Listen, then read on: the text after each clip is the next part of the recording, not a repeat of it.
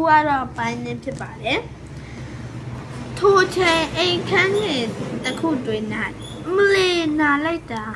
အေးခဏအတေးထားပါအောင်အကိုတို့ကကြာလိုက်တာမိုးတွေအရွယ်ရွနေလို့ထင်တယ်ခဏနေရောက်တော့မှာပါဒီနွားကချင်မတွက်လိုက်တာအရက်လက်တီတော်ပူမှာလက်ပတ်တော်နဲ့တိတ်မဝေလာတော့ဖြိုင်းတောက်ရွာမှာခေါ်ဆောင်ရသည်ဖြစ်တော်လဲမိုးကတဲ့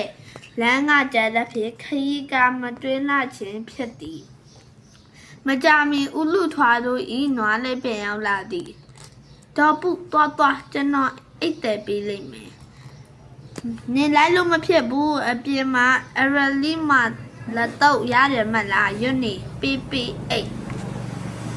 ဟုတ်ပြီဒီနေ့ကတော့အပိုင်းနှစ်ပဲဖြစ်ပါတယ်ခုလိုနားထောင်ပေးတဲ့အတွက်ကျေးဇူးတင်ပါတယ်ပြီးရင်အကောင့်လေးကိုလည်း like